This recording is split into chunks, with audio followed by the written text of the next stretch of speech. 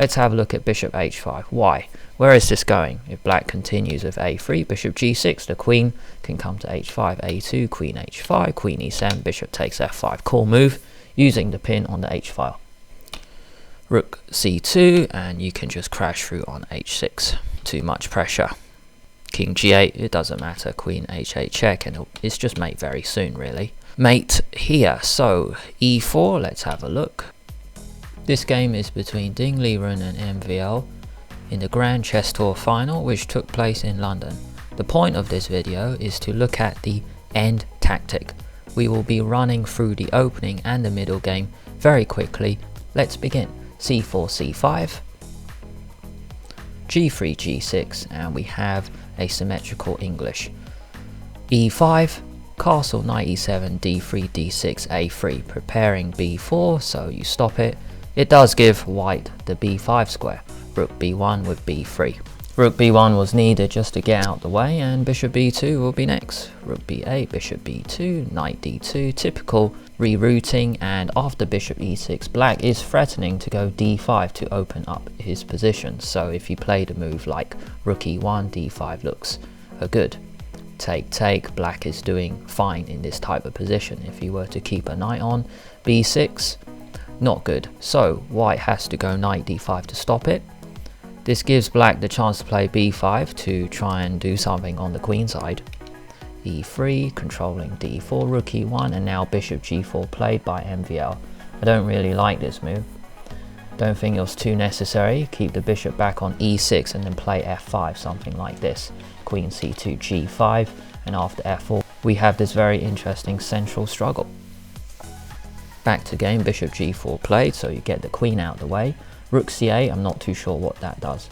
But now white can use the central square e4, put a knight there. The knights look very nice in the middle, and knight f6 check is a threat. So, because knight f6 is a threat, time to get rid of them. Take, knight e7, and now just knight back. Some progress made by white. This pawn no longer is on c4, but now d5, controlling c6 and e6. Bishop h3, let's keep it, and knight f5. This knight looks clumsy. It's not going to d4, it's not really going to h4, so why put it on this square? I would have just played f5. I know it shuts this bishop out, or even something really slow like queen d8, put the bishop back to d7 and then go f5, and then maybe g5, and then that knight can go to g6. a4 was played. c4 square is now white's outpost. h5, we can take it, and rook a1. Let's run through the moves. Protect a5. Rook swings to the kingside. Bishop f3. Rook a1. Rook e1. Knight e4. Rook a3. Knight back. Knight d2. Queen there. Queen d1 is cool because you're going to go g4 soon. Rook e1 was cool. It protected e3, g4, and king sidestep. f5 is a huge decision by MVL. I wonder if f5 is a bad move, because looking ahead, white actually was the one who got a kingside attack. So take, rook g1. What else was better instead of f5? Maybe f6. Or really something else, just not f5. King h7, let's say. Rook g1, I don't know, f6. It is sad, this bishop, but it's not clear how you will get it, and white will continue building the pressure. Knight c4, I guess this will drop. So if you don't do f5, well, that pawn will drop and white will be crashing through on the queen side. So black has to try on the king side. After f5, take, rook g1, queen d7, queen e2, rook a4, targeting h4, rook takes b3. Tactic alert, but not to worry, because do not play knight takes b3 losing control, because queen takes a4. Knight takes a5, even though it's coming into a nice square. Rook g8, and I guess black is okay. Put a piece on g4, the queen is useful on a4, so we don't want to lose control. So after rook takes b3, rook takes h4. Both bishops are hanging. Bishop for bishop, take. How interesting for the white rook to land on this square. a4. Black has attempts at counterplay on the queen side, but white has rooks on the g and the h file. Dangerous attacking chances for white. e4 played in the game. Let's have a look at bishop h5. Why? Where is this going? If black continues with a3, bishop g6, the queen can come to h5, a2, queen h5, queen e7, bishop takes f5. Cool move using the pin on the h file. Rook c2, and you can just crash through on h6. Too much pressure.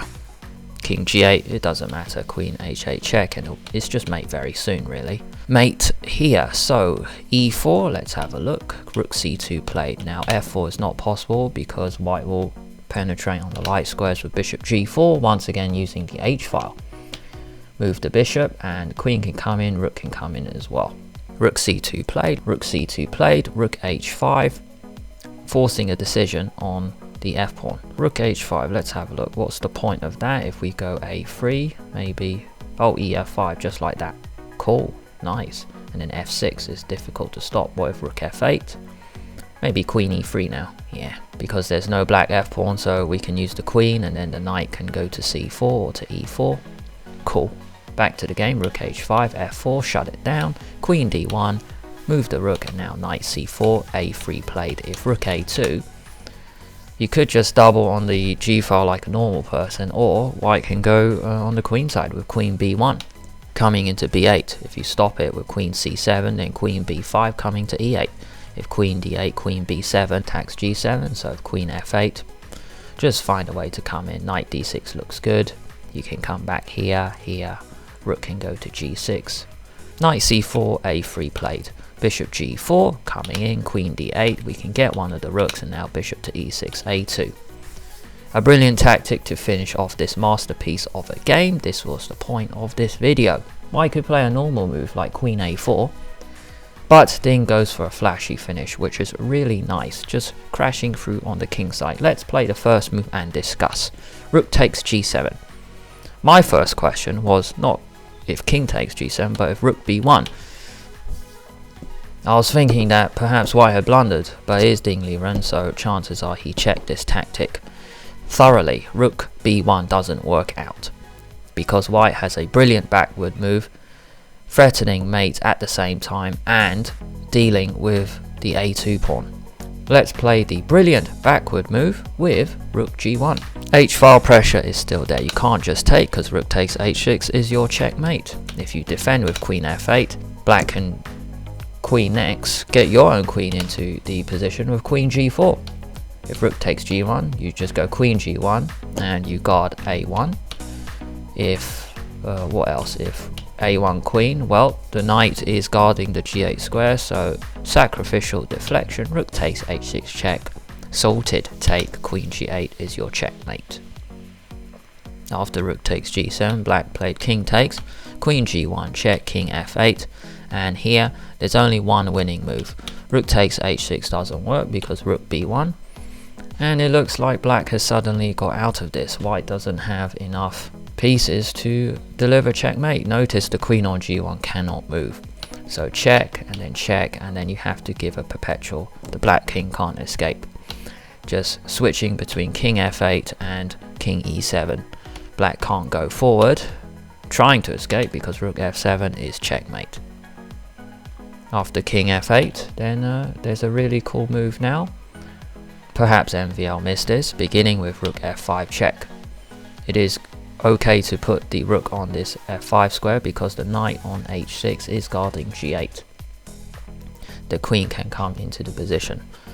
Here, black resigned because let's have a look at firstly king e7, the worst option, queen g7 check, and then rook f8 is mate. After rook f5 check, if you take it, then queen g8. Now we bring in the queen, king e7, and then checkmate in one move, queen f7 checkmate. If you enjoyed this video, why not like it and subscribe to the channel at the same time. Check out a playlist here on all games by Ding Liren. Check out one video here and another video over here.